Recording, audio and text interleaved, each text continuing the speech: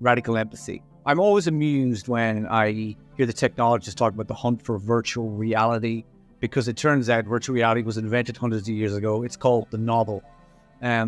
Fiction can bypass your self-defenses in a way that the journalism and the media cannot. So when you watch the news and you're seeing the kind of things that are in Prophet's song on the news, your self-defenses are up. Fiction works around those self-defenses, and I write in the present tense to completely immerse the reader within a reality that they feel for themselves as if they have lived it and they will remember it within the body.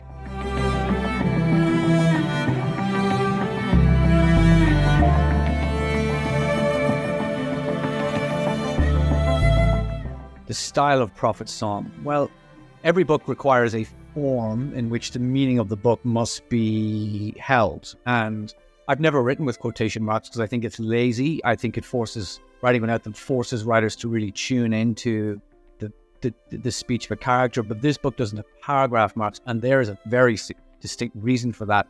Айлиш Стэк in this book has nowhere to turn. She is caught up in the unfolding sense of inevitability that is occurring. She's been shaped by these enormous forces. And so as she moves through her life, trying to make one decision after another, she's being completely shunted forward. There's nowhere to turn, nowhere to breathe. Therefore, there should be no white space.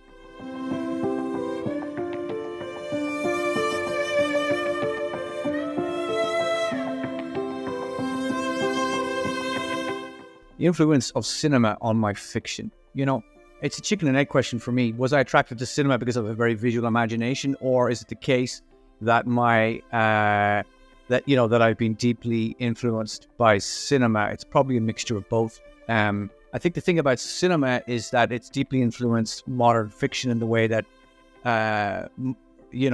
early cinema was influenced by the Victorian novel, and I see what I write. I see it as if I'm a director, as if it's a movie camera, and I love the ability to make the reader see what I do, and so I chase images. That's what I do as a writer.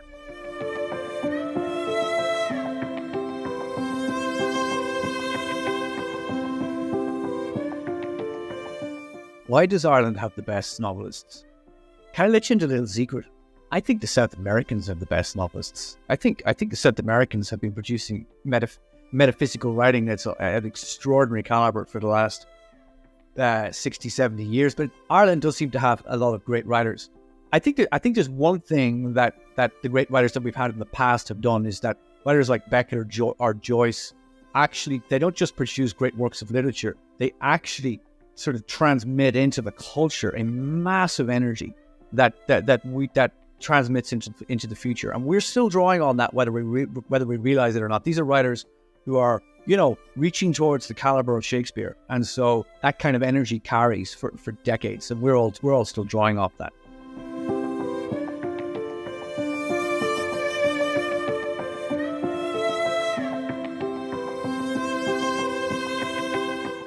Is Prophet's Song a dystopian novel?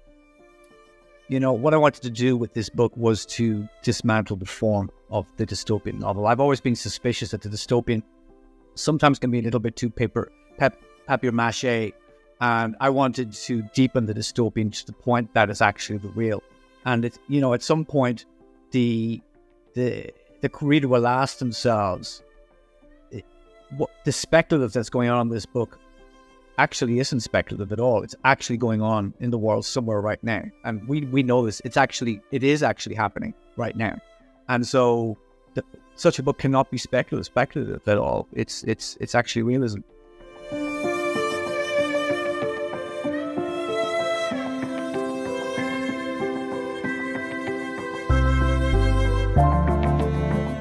Why set the book in Ireland, and is it a warning of sorts?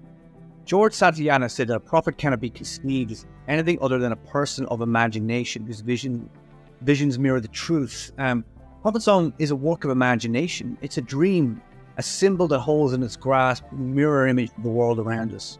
And what happens elsewhere can always happen here. Is it a political warning? A political book even? It could be read that way, but if I'd set out to write a book about a problem that could be solved, I would be hearing a grievance.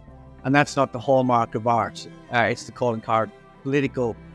What this book holds in its grasp are what beset us always: life and death, loss, powerlessness, the unwanted lights to knock on our door, how the fates cast us around like dust.